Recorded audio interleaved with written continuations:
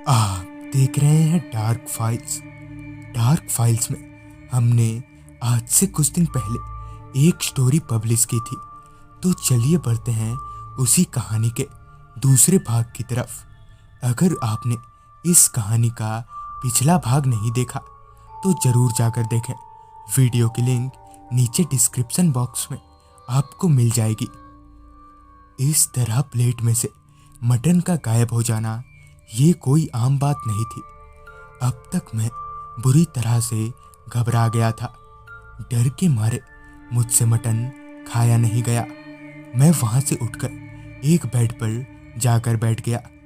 कुछ ही देर बाद वो आदमी मेरे पास आया और बोला, साहब लगता है आप डर गए हैं।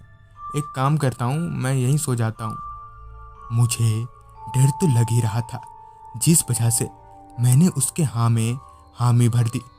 लिहाजन मैं उसी बेड पर सो गया और वो आदमी वहाँ जमीन पर।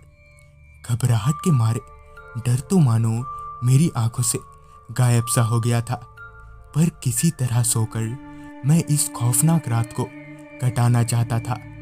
मेरी आंख लगे अभी थोड़ा वक्त बीता ही था कि तभी तेज प्यास के चलते मेरी आंख खुल गई।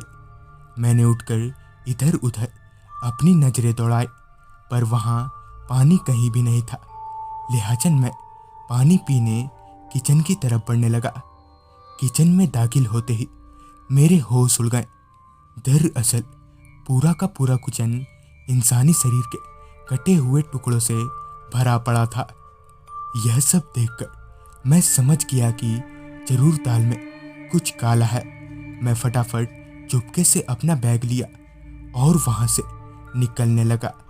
वहां से निकलते वक्त ना जाने मेरे दिमाग में क्या आया कि मैंने उस बजते दरवाजे के की होल से अंदर झांका तो मेरे पैरों तले जमीन खिसक गई। दरअसल उस दरवाजे के पीछे एक अजीब सा आदमी था। उसकी आंख खून जैसी लाल थी। इतना सब देखने के बाद मैं तुरंत ही गेस्ट हाउस से बाहर निकल आया और उसी आदमी की साइकिल लेकर वापस स्टेशन की तरफ बढ़ने लगा। पूरा का पूरा रोड सुनसान हो रखा था। काफी तेज ठंड होने की वजह से मेरी सांसें बार बार फूल रही थी।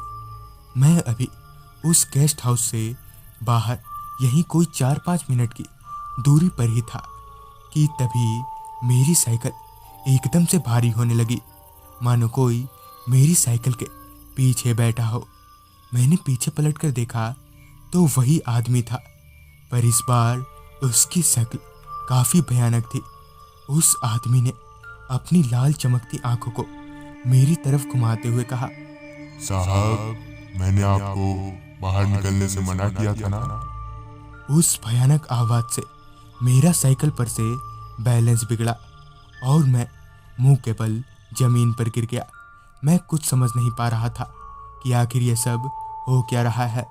मैं उस आदमी से अपने जान की भीख मांगे जा रहा था और वो आदमी अपनी खौफनाक हंसी के साथ मेरी तरफ बढ़े आ रहा था कि तभी किसी ने पीछे से मेरे कंधे पर हाथ रखा।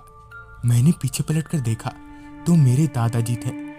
दादाजी से आंख मिलाते ही वो शैतान और उसकी साइकिल हवा में धुआं हो गई। उस वक्त मैं इतना डरा हुआ था कि यहाँ तक कि मैं ये भी भूल गया था कि मेरे दादाजी तो पहले ही मर चुके हैं।